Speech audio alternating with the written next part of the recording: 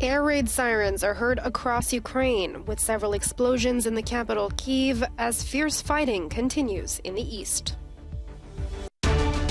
Ukraine hits out at French President Emmanuel Macron after he suggests people shouldn't be trying to humiliate Russia. Carles Puigdemont steps down as leader of his Catalan Independence Party with a scathing attack on the Spanish government. Princess Anne represents the British monarch at the Epsom Derby, and the Cambridges visit Cardiff Castle as celebrations for Queen Elizabeth's Platinum Jubilee continue for the third day. Rubble is all that remains of the eastern Ukrainian town of Soledar, in the wake of an onslaught of Russian artillery fire. Fierce fighting has been raging on the Eastern Front for days, as Ukrainian forces try to retake key areas from Russian control. On Sunday, air raid sirens went off across much of the country, with Kyiv Mayor Vitaly Klitschko saying several explosions hit as far as the capital. Hundreds of civilians have fled Sloviansk as Moscow prepares to relaunch an offensive in the eastern city. Meanwhile, Ukraine launched its counterattack in Severodonetsk, where Russian forces have concentrated recent efforts. Officials claimed Ukraine has retaken 1/5 of the key city. But President Volodymyr Zelensky said the situation remains dire. The situation in Severodonetsk, where street fighting continues, remains extremely difficult. It is also difficult in Lysychansk, Marinka, Kurakhova, and other cities and communities in Donbas. Constant airstrikes, artillery, and rocket fire. International efforts to move badly needed grain shipments out of Ukraine continue. One shipment route through the Black Sea port of Odessa has been blocked by mines. Odessa's mayor says he wants safety guarantees before those mines are removed. Before we can demine the access to our port and coastline, we want Western partners to help secure our safety. If we demine, we will give up our defense lines towards the sea. Ukraine's negotiating team said no new peace talks could be considered until Kyiv received more weapons from the West and Ukraine's position was strengthened. Ukraine's Foreign Minister Dmytro Kuleba has hit out at comments made by French President Emmanuel Macron. On Saturday, Macron insisted that Putin had committed a fundamental error, but that it was important not to humiliate Russia over its invasion of Ukraine. Kuleba took to Twitter to voice his concerns. He said such calls would only humiliate France and every other country that would call for it, and that the focus should be on how to put Russia in its place. Macron has been aiming to maintain dialogue with Vladimir Putin since the invasion of Ukraine in February. In an earlier statement, he said, "We must not humiliate Russia so that the day the fighting stops, we can build a way out through diplomatic channels. I'm convinced that it is France's role to be a mediating power." Ukrainian President Volodymyr Zelensky said, "The Russian army can stop burning churches, the Russian army can stop destroying cities, the Russian army can stop killing children. If one person in Moscow simply gives such an order, and the fact that there is still no such order is obviously humiliation for the whole world."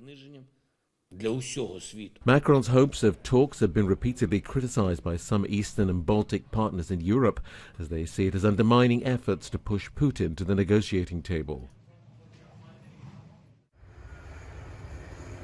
Around 45 ships are in the Baltic Sea ahead of 2 weeks of military drills in the region, which begin on Sunday.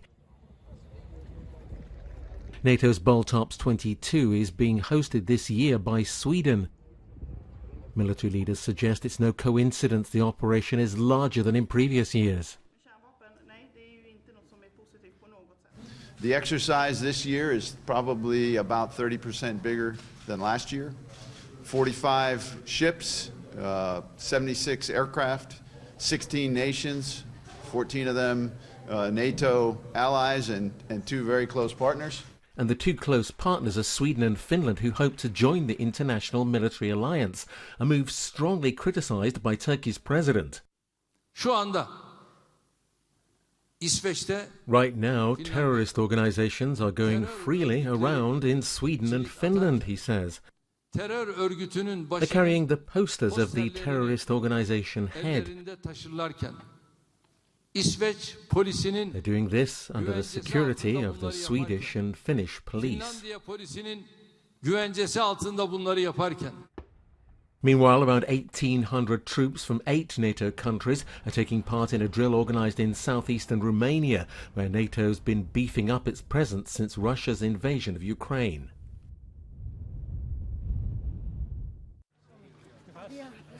Catalan independence campaigner Carles Puigdemont has stepped down as leader of the party he founded, Junts per Catalunya. Laura Borràs and Jordi Turull are now formally the new president and general secretary. In his final speech as leader, Puigdemont accused the government of punishing all Catalans because they have the pro-independence majority. The Spanish government is punishing Catalans for campaigning for the Socialist Party leader, he says, saying if they don't vote for the right candidate, they won't give us the treatment we deserve.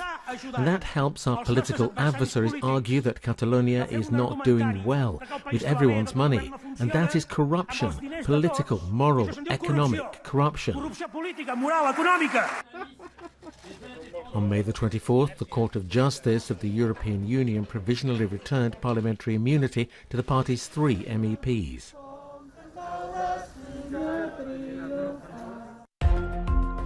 After 3 failed attempts to elect a president, Albania's parliament has finally named a replacement for outgoing leader Ilir Meta. General Major Bajram Begaj was elected to serve a 5-year term in the largely ceremonial role. He's the post-communist country's 8th president and the 3rd from military ranks. Most of the opposition boycotted the vote. Greek firefighters have managed to contain a massive blaze that broke out in the southern outskirts of Athens, which forced some residents to evacuate their homes. Fanned by gale force winds, the flames inched dangerously close to structures near the capital. Local authorities say it's the 3rd fire in as many weeks. Last summer, Greece suffered its worst wildfire damage since 2007. 6 decades after becoming the first person to sail solo and non-stop across the Pacific Ocean, Japanese adventurer Hori Kenichi has made history once again. The 83-year-old is now the oldest person to complete the solo non-stop trip across the Pacific. He arrived in Japan on Saturday, 69 days after leaving the port of San Francisco, 8,500 kilometers away. At Epsom on Derby Day, and Queen Elizabeth's daughter, Princess Anne, represented Her Majesty. The Queen, who's 96, had opted to watch the classic race on television at Windsor Castle. At Cardiff Castle, the Duke and Duchess of Cambridge dropped in with 2 of their children, Prince George and Princess Charlotte, to check on preparations for a Platinum Jubilee party in Wales. Across all corners of the United Kingdom, festivities are taking place as people celebrate the Queen's 70 years on the throne. I think it's amazing for one person to reign for that long, and we never get to see it again in our lifetimes. I think it's really important for everyone to show their love and support for the Queen, and just so we can feel kind of united together as a nation. I think that's really important as well. For the last few years it's locked down, so people didn't have that opportunity. So it's a nice time. Everything is come normal now, so people are come together. So it's everybody, every community coming together. It's really nice to see that. On the streets of London, double-decker buses and bunting, cream teas and children's parties on the 3rd of 4 days celebrating the Platinum Jubilee.